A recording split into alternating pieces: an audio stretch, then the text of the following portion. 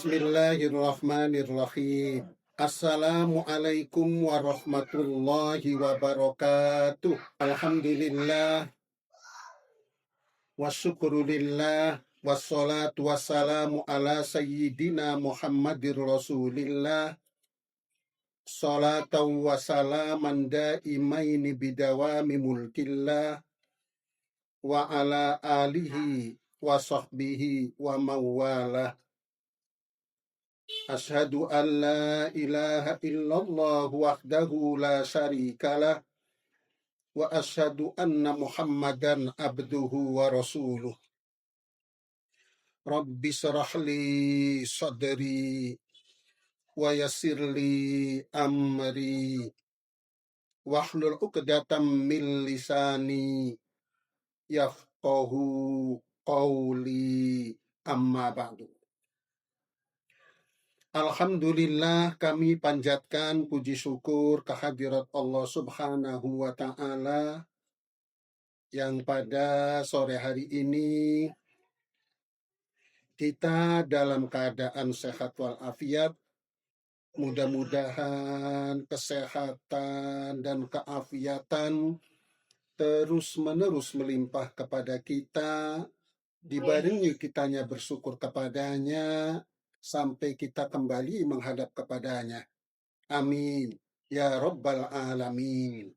Pada pertemuan kali ini, kita akan membahas tentang kreativitas iman dalam mengelola pikiran.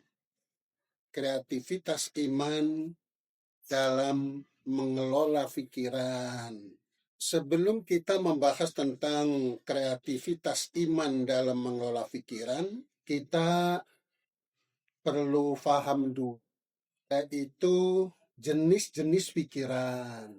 Ada pikiran dosa, ada pikiran tak berguna, ada pikiran negatif tak berguna, ada pikiran negatif dosa, ada pikiran iman, ada pikiran takwa, ada pikiran yang berguna, dan sebagainya.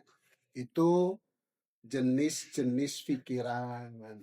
Kadang-kadang kita ini tidak membaca pikiran yang sedang ada pada diri kita. Pikiran yang sedang ada pada diri kita kadang-kadang tidak dibaca, sehingga tidak peduli pikirannya pikiran apa. Seharusnya, khususnya buat diri saya, pikiran yang sedang ada pada diri kita harus dibaca dan harus peduli. Kalau pikirannya dosa harus dihilangkan, kalau pikirannya tak berguna harus dihilangkan, diberhentikan. Kalau pikirannya negatif harus diberhentikan. Kalau pikirannya pikiran iman yang berguna justru harus didukung dan dihidupkan. Secara umum, barangkali manusia itu teramat sangat jarang sekali membaca pikirannya sendiri. Juga barangkali sangat jarang sekali ada upaya untuk menghentikan pikiran dosa, untuk menghentikan pikiran tak berguna, untuk menghentikan pikiran negatif. Barangkali secara umum demikian. Padahal jelas sekali pikiran dosa, pikiran tak berguna, pikiran negatif itu mensengsarakan batin kita. Juga yang jadi masalah, kitanya itu juga punya pendapat. Di antara pendapatnya, kalau kita ini punya pikiran dosa, kita menganggap tidak berdosa. Karena belum ada perkataan dan belum ada perbuatan, baru di bidang pikiran dosa. Memang secara lahir belum berdosa, memang malaikat belum mencatat dosa. Kalau pikiran dosa itu belum disampaikan oleh mulut dan belum dilakukan oleh perbuatan. Tapi pikiran dosa itu sebenarnya dosa batin. pikiran dosa itu dosa, yaitu dosa batin. Batinnya itu berdosa. Kalau kita sebut batin, yaitu dunia dalam diri kita. Kalau kita sebut batin, dunia dalam diri kita. Dunia dalam diri kita itu pikiran, perasaan, kepercayaan, dan seterusnya. Itu adalah dunia dalam diri kita. Itu batin. Kalau ada pikiran dosa, ya dosa batinnya. Kalau ada perasaan itu perasaan dosa, ya batinnya berdosa. Dosa batin itu memang belum tercatat sebagai dosa, tetapi dosa batin itu mengotori hati. Hatinya jadi kotor, hatinya itu kotor. Orang-orang yang suci, yang dimaksud suci di sini, suci hatinya. Orang-orang suci, orang yang suci hatinya itu, pikiran dosanya tidak ada. Perasaan dosanya tidak ada. Kalaupun ada, cepat diberhentikan, cepat dihentikan, cepat dibuang. Itu orang-orang yang suci. Orang-orang suci adalah orang-orang yang sangat dicintai Allah. Bahkan orang yang sedang memproses kesucian diri sudah dicintai Allah. Sebagaimana dalam surat Al-Baqarah ayat 222, wa yuhibbul mutatahhirin. Dan dia Allah mencintai orang-orang yang menyucikan diri. Menyucikan diri itu dicintai Allah. Di kalangan ahli tasawuf, menyucikan diri itu adalah berusaha menyucikan hati dari dosa-dosa hati atau dosa-dosa batin. Jadi untuk itu, khususnya buat diri saya, mari kita sama-sama mengakui bahwa kalau kita punya pikiran dosa, namanya kita berdosa batin kita. Kalau kita punya pikiran dosa, itu tuh dosa. Tapi itu dosa batin. Apa pikiran dosa itu? Pikiran dosa itu seperti pikiran dendam, pikiran iri, hasut, pikiran-pikiran yang bersifat kemarahan, pikiran-pikiran yang bersifat kekesalan, pikiran-pikiran yang bersifat ketidakcocokan, dan seterusnya. Pikiran-pikiran yang berencana melakukan perbuatan dosa, banyak pikiran dosa. Jadi khususnya buat diri saya, mulailah kita ini punya kesadaran baru bahwa kalau pikiran kita itu berupa pikiran dosa, kita berdosa.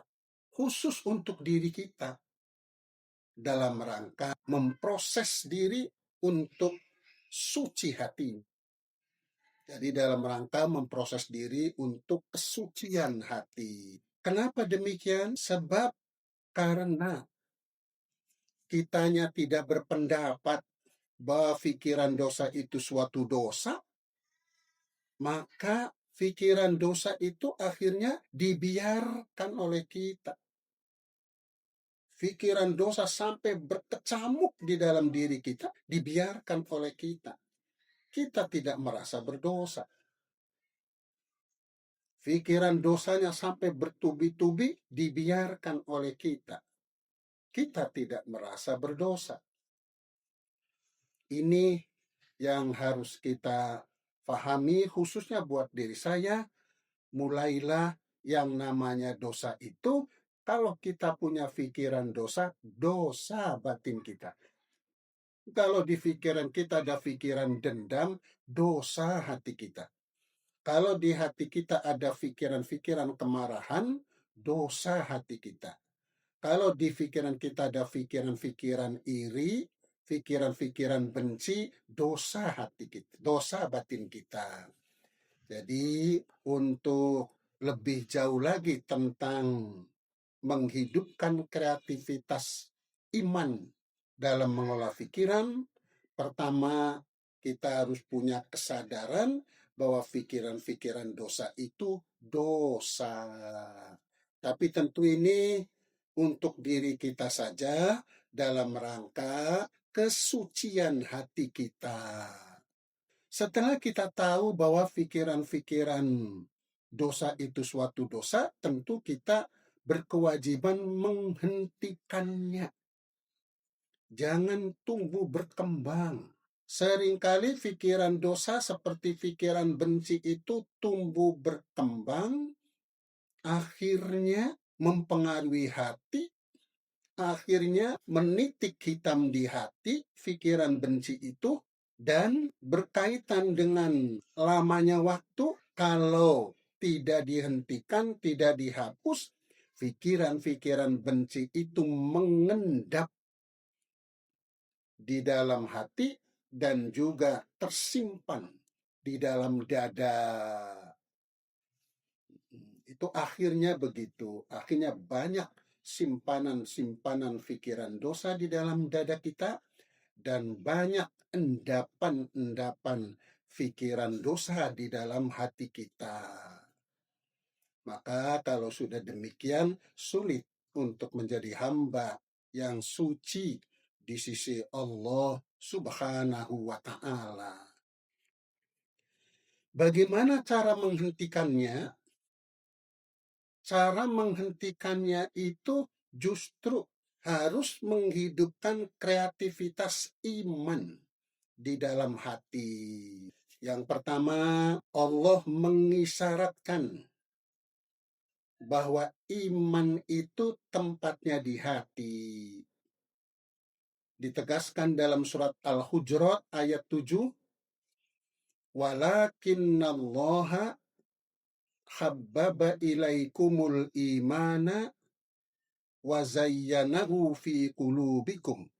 Artinya, tetapi Allah menjadikan kamu cinta kepada keimanan dan menjadikan keimanan itu indah dalam hatimu.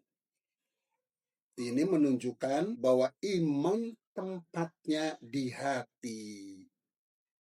Jadi iman itu adanya di hati, bukan di pikiran, bukan di perasaan, tapi adanya di hati. Di hati ada iman. Juga termasuk takwa juga tempatnya di hati. Disebutkan dalam surat Al-Hajj ayat 32,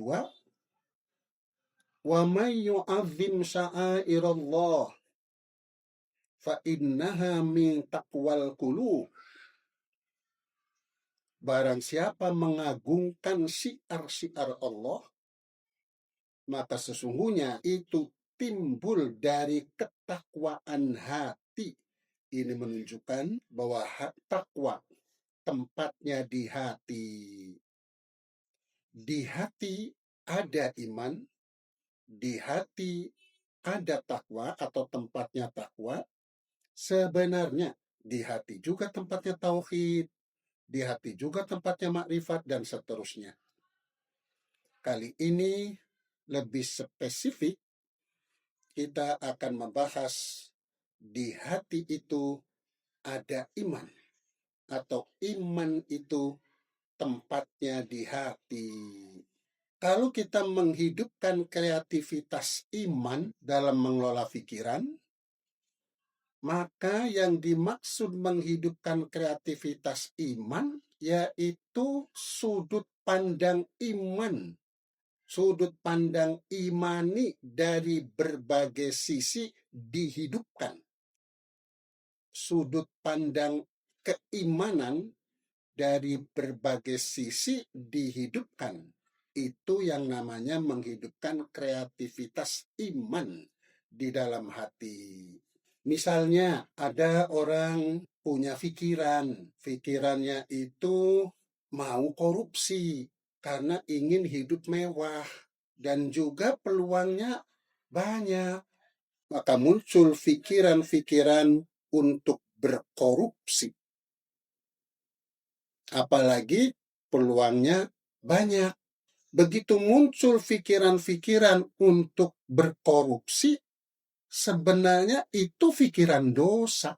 Waktu ada pikiran untuk berkorupsi, begitu ada peluang mau ditangkap karena mau korupsi, seharusnya kita ini punya kesadaran bahwa batin kita ini berdosa karena ada pikiran untuk berkorupsi. Ini dosa batin kita karena ada pikiran dosa yang berupa mau korupsi. Cuman pikiran dosa yang mau korupsi ini menggelora di dada kita, di dada manusia. Dia ingin sekali dapat uang dari korupsi. Karena ada keinginan, ada dorongan, ingin hidup mewah, ingin hidup enak, dan seterusnya. Pada saat muncul pikiran untuk berkorupsi, ini menghentikannya susah. Apalagi dorongannya sangat kuat, ingin hidup mewah. Susah untuk menghentikan, susah untuk membuang. Setelah sadar saja bahwa pikirannya itu berdosa, susah menghentikannya. Susah untuk membuangnya. Karena susah, menghentikannya susah, untuk membuangnya. Apalagi lihat kanan kirinya pada hidup mewah yang korupsi. Apalagi teman-teman dekatnya selalu menawarkan untuk berkorupsi. Dan dibuktikan dengan hidup bersenang ria, maka untuk menghentikan pikiran korupsi itu susah. Kalau sudah susah menghentikan pikiran dosa, maka tugas kita adalah menghidupkan kreativitas iman. Yang namanya menghidupkan kreativitas iman, yaitu segala sudut pandang keimanan dimunculkan. Iman itu ada iman kepada Allah, iman kepada malaikat, iman kepada kitab suci, iman kepada Rasul, iman kepada hari akhir, iman kepada qada dan qadar. Semua sudut pandang keimanan itu dihidupkan, dimunculkan. Memunculkan aneka macam sudut pandang sisi-sisi keimanan, itu namanya menghidupkan kreativitas iman di dalam hati. Kalau misalnya kaitannya dengan korupsi, maka dimunculkan satu sisi sudut pandang keimanan. Kalau aku korupsi, bakal dicatat oleh malaikat Raqib dan Atid yang ada di sebelah kananku, ada di sebelah kiriku. Begitu aku menerima uang korupsi, begitu aku mendapatkan korupsi, apakah menerima uang langsung, apakah menerima transferan, langsung akan dicatat oleh malaikat Raqib dan Atid. Oleh malaikat yang mencatat amal kebaikan dan amal keburukan, dicatat. Amal keburukannya catat lagi. Adanya muncul pikiran nanti akan dicatat oleh malaikat yang ada di sebelah kanan dan kiriku, itu namanya menghidupkan, memunculkan satu sisi sudut pandang keimanan. Itu satu sisi. Tapi kalau yang dimunculkan cuma satu sisi, bukan menghidupkan kreativitas iman namanya. Yang namanya menghidupkan kreativitas iman adalah aneka macam sudut pandang keimanan dimunculkan. Yang membuat pikiran-pikiran dosa tadi menjadi berhenti. Dimunculkan iman akan malaikat, dimunculkan, dicatat. Malaikat tahu kalau kita dapat transferan korupsi. Malaikat tahu kalau kita dapat uang korupsi. Tahu semua. Pernyataan kita untuk korupsi tahu semua. Dicatat oleh malaikat. Kemudian dimunculkan lagi sudut pandang keimanan dalam bentuk lain. Iman kepada Nabi besar Muhammad Sallallahu Alaihi Wasallam. Kata Nabi, kalau orang itu makanannya haram, minumannya haram, pakaiannya haram, kata Nabi, doanya tidak mau didengar oleh Allah Subhanahu wa Ta'ala. Kalau aku korupsi, doa-doa kita Allah tidak mau mendengarnya. Bukan tidak mendengar, Allahnya tidak mau mendengarnya. Otomatis Allahnya tidak akan menjawabnya karena tidak mau mendengarnya. Dimunculkan sudut pandang keimanan dari sisi ini. Kemudian juga dimunculkan lagi. Kata Nabi, kalau seandainya makanannya itu haram, minumannya haram, pakaiannya haram, amal kebaikannya tidak diterima oleh Allah Subhanahu wa Ta'ala. Dimunculkan pikiran keimanan itu. Muncul pikiran keimanan dari sisi yang lain. Terus kalau seandainya tidak diterima, berarti begitu aku korupsi, begitu korupsi itu dinikmati, amal kebaikan apapun, aku tidak akan diterima oleh Allah.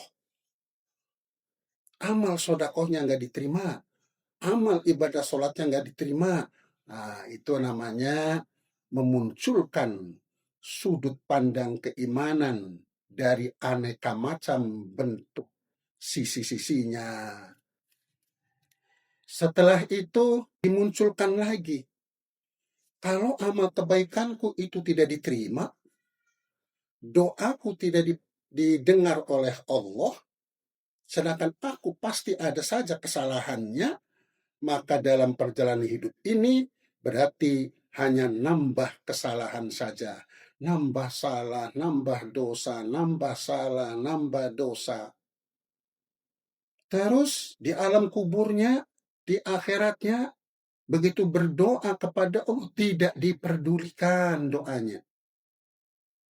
Maka pastilah aku akan disiksa di kuburnya, pastilah aku akan disiksa kelak di akhirat. Itu namanya iman terhadap kehidupan akhirat. Dimunculkan iman akan kehidupan akhiratnya. Ini yang namanya menghidupkan kreativitas iman dalam mengelola pikiran itu, yaitu dimunculkan aneka macam sudut pandang keimanan untuk menghentikan pikiran-pikiran dosa. Jadi jangan cuma satu. Misalnya yang dimunculkan yaitu jangan, kalau korupsi itu dosa, itu kita ini berarti gak boleh korupsi, dosa. Itu cuma satu sisi. Kalau iman itu tidak kreatif untuk mengendalikan pikiran, maka sulit pikiran terkendali. Pikiran-pikiran dosa. Jadi untuk mengendalikan pikiran dosa itu harus menghidupkan kreativitas iman, memunculkan aneka macam bentuk-bentuk sisi-sisi keimanan, dimunculkan aneka macam bentuk sisi-sisi keimanan. Itu yang dimaksud dengan menghidupkan kreativitas iman dalam menghentikan pikiran-pikiran dosa. Yang kedua, misalnya kita berkaitan dengan kuat. Kalau iman itu lebih mengarah menyadarkan kita ke jalan yang benar. Iman itu lebih mengarah menyadarkan kita ke jalan yang benar. Jadi menghidupkan kreativitas iman itu untuk menyadarkan pikiran kita yang tidak benar ke jalan yang benar. Lebih pada kesadaran, sehingga jadi sadar bahwa kita punya pikiran yang salah, yang dosa, akan berdampak. Misalnya lagi dimunculkan kreativitas iman bahwa harta benda itu kata Nabi mengandung sihir. Kalau harta benda itu tidak dianugerahi keberkahan oleh Allah, harta benda itu aslinya mengandung sihir. Maka manusia akan kesihir oleh harta benda. Apalagi kalau harta bendanya haram. Wah, kesihirannya itu sangat tinggi sekali. Maka harta benda yang menyihir manusia, manusia itu niscaya akan dikuasai oleh sihir harta benda. Dan manusia yang dikuasai oleh sihir harta benda itu, maka harta bendanya akan mendatangkan kesengsaraan, akan mendatangkan masalah, akan mendatangkan aneka macam kesulitan-kesulitan. Itu juga dimunculkan. Ini semua itu untuk menyadarkan pikiran dosa sehingga sadar harus berhenti nih punya pikiran dosa ini.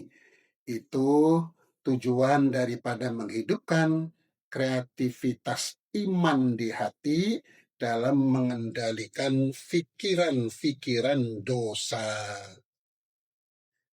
Yang jadi masalah adalah kreativitasnya itu tidak dihidupkan.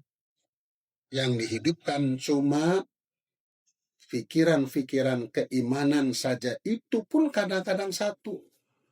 Janganlah, jangan korupsi, itu kan dosa. Cuman satu kadang-kadang. Sedangkan untuk mengendalikan pikiran dosa dibutuhkan aneka macam sudut pandang keimanan dalam mengendalikan pikiran dosa itu. Ini sebenarnya tidak korupsi saja, termasuk dosa-dosa yang lain, pikiran-pikiran dosa yang lain. Kita lanjutkan, tadi ada iman lebih mengarah kepada menyadarkan kita di jalan yang benar, berarti menyadarkan pikiran dosa ke pikiran yang tidak dosa. Yang kedua, ada takwa. Di hati itu ada takwa. Takwa itu tempatnya di hati. Takwa tempatnya di hati. Takwa itu lebih ditujukan pada kekuatan akan ketaatan dan kepatuhan kepada Allah. Orang yang takwa itu orang yang mempunyai kekuatan akan ketaatan dan kepatuhan kepada Allah. Kekuatan akan ketaatan dan kepatuhan kepada Allah, kalau kekuatannya tinggi, takwanya tinggi. Kalau kekuatan akan ketaatan dan kepatuhan kepada Allahnya rendah, takwanya rendah. Jadi ketakwaan ini lebih tertuju pada kekuatan akan ketaatan dan kepatuhan kepada Allah Subhanahu wa Ta'ala. Ini lebih ditujukan pada kekuatannya. Kekuatan akan ketaatan dan kepatuhan pada Allah. Semakin tinggi kekuatannya untuk taat dan patuh kepada Allah, takwanya tinggi. Semakin rendah kekuatannya untuk taat dan patuh kepada Allah, ketakwaannya rendah. Maka bagaimana dengan menghidupkan kreativitas takwa itu? Yaitu kita harus punya pengertian tentang Fikiran-fikiran yang melemahkan takwa. Fikiran-fikiran yang melemahkan takwa itu jangan dipegang. Jangan dipegang. Fikiran-fikiran yang melemahkan takwa, melemahkan kekuatan untuk taat dan patuh kepada Allah, itu jangan dipegang, jangan dibiarkan, harus diberhentikan, harus dibuang. Apa contohnya pikiran-pikiran yang melemahkan takwa? Pikiran-pikiran yang melemahkan takwa itu seperti begitu datang waktu sholat, kita punya pikiran. Apa pikirannya? Kata pikirannya, waktu sholat duhur ini sampai jam 3. Waktu sholat duhur itu sampai jam 3. Sekarang baru setengah 1. Ya udah, nanti ajalah sholatnya, bisa kok nanti jam 1, bisa juga nanti jam 2, sampai setengah 3 juga masih bisa. Jadi kita punya pikiran bahwa menunda mengerjakan sholat zuhur nanti setengah 2, jam 2, setengah 3, toh kalau sholatnya jam setengah 3 juga nggak dosa, masih dilakukan dalam waktunya, toh tidak apa-apa. Kalau dari sisi dosa memang nggak dosa lahir, enggak punya pikiran itu. Tapi pikiran semacam itu pikiran yang melemahkan kekuatan untuk taat dan patuh kepada Allah. Kalau pikiran semacam itu dipegang, itu akan melemahkan kekuatan untuk taat dan patuh kepada Allah Subhanahu wa Ta'ala. Jadi, masalahnya di sini, kalau ingin ketakwaan kita itu hidup, maka kita itu harus paham dulu pikiran-pikiran yang melemahkan ketakwaan. Pikiran-pikiran yang melemahkan kekuatan untuk taat dan patuh kepada Allah.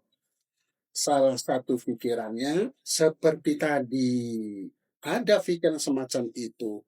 Oh gampang, sholat duhur, sekarang baru setengah 1, nanti aja lah setengah 3 juga boleh.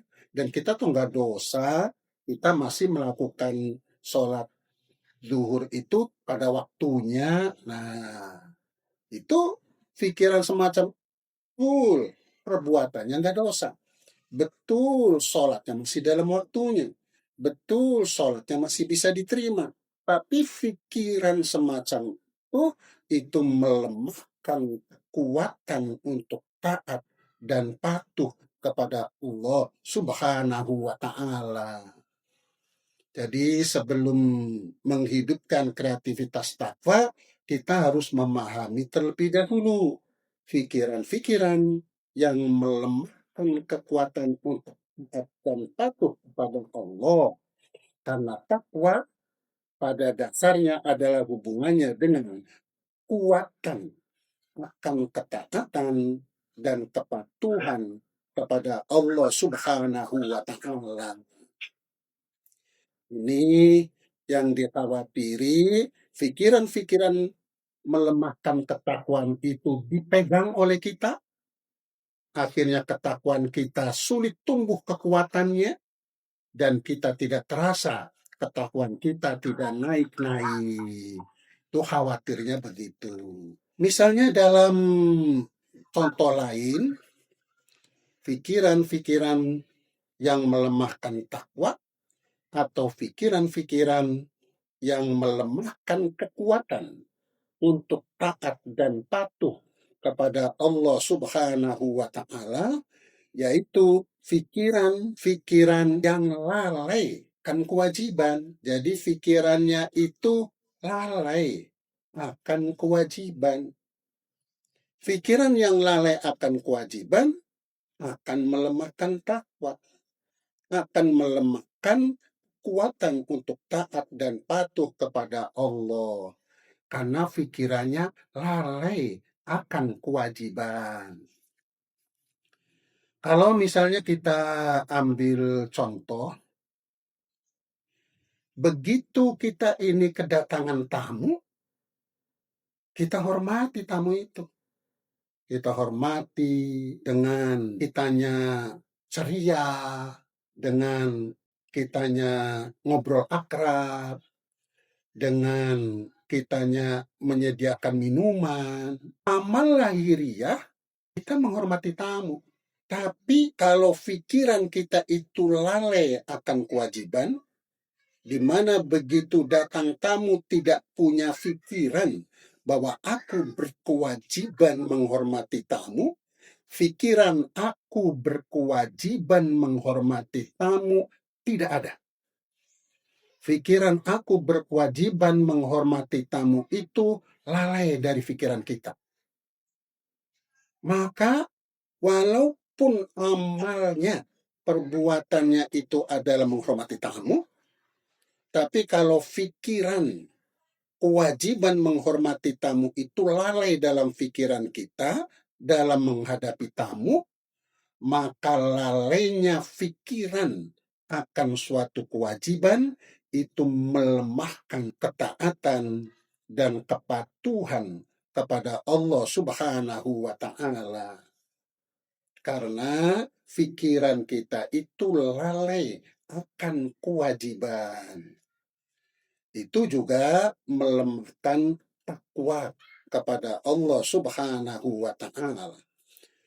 Kadang-kadang ada orang yang dalam menerima tamu itu dia lebih mengutamakan actionnya, lebih mengutamakan amalnya. Itu tetap kebaikan. Dia mengutamakan amalnya. Toh, setiap ada tamu aku hormati dan tidak membaca panggilan untuk menghormati tamunya dari mana. Secara umum, panggilan untuk menghormati tamunya itu dari kemanusiaan kita. Bisa juga dari kebiasaan kita, bukan panggilan kewajiban. Kenapa bukan panggilan kewajiban? Karena pikiran kewajibannya lalai. Pikiran kewajibannya tidak ada. Maka walaupun kita menghormati tamu dengan baik, apa yang kita lakukan tidak menguatkan takwa kepada Allah Subhanahu wa Ta'ala. Karena hanya menghidupkan kemauan-kemauan kemanusiaan kita, bukan menghidupkan nilai-nilai kewajiban yang Allah wajibkan pada kita. Itu juga melemahkan takwa kepada Allah Subhanahu wa Ta'ala. Yang dibahas di sini bukan apa yang dilakukan itu kebaikan. Yang dibahas di sini adalah pikiran-pikiran yang melemahkan takwa. Pikiran-pikiran yang melemahkan kekuatan untuk taat dan patuh kepada Allah, yaitu pikiran-pikiran yang lalai akan kewajiban. Jadi itu contoh, yaitu salah satu contoh juga. Itu salah satu contoh. Jadi ada pikiran-pikiran yang lalai akan kewajiban-kewajiban. Termasuk misalnya ada orang yang pikirannya itu menganggap kewajiban itu tidak merupakan kewajiban. Bukan lalai, tapi menganggap kewajiban itu bukan kewajiban. Ini juga akan melemahkan kekuatan untuk taat dan patuh kepada Allah Subhanahu wa Ta'ala.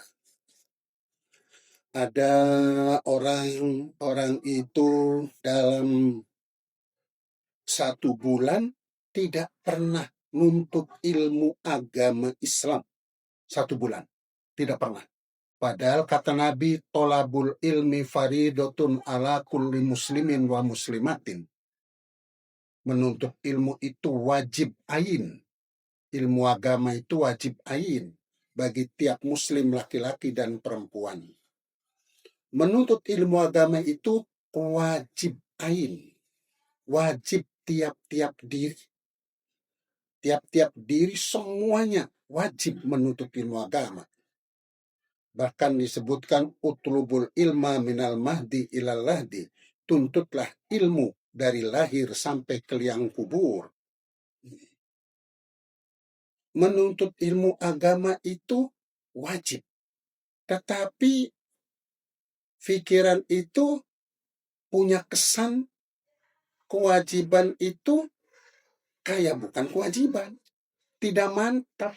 Kewajibannya itu tidak mantap oleh pikirannya. Bahwa menuntut ilmu agama itu wajib. Diakui oleh pikirannya, tapi tidak mantap dalam pikirannya. Tidak mantap itu kewajiban. Beda dengan sholat 5 waktu. Sholat 5 waktu itu wajib. Nah itu mantap. Pikiran bahwa sholat 5 waktu itu wajib itu mantap oleh dirinya. Tapi kewajiban menuntut ilmu agama Islam itu wajib, itu kurang mantap.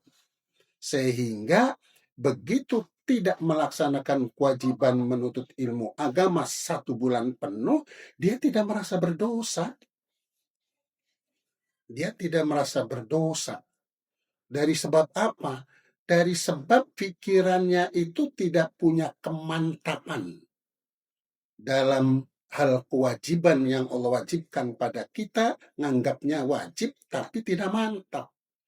Sehingga ya selalu tidak merasa berdosa. 1 bulan gak ngaji, merasa gak berdosa. 2 bulan gak ngaji, merasa gak berdosa. 3 bulan gak ngaji, merasa tidak berdosa. Biasa saja, tapi tahu itu wajib, tapi tidak merasa berdosa. Karena pikiran tentang kewajibannya tidak mantap dalam pikiran itu sendiri. Itu pun akan melemahkan takwa kepada Allah Subhanahu wa Ta'ala.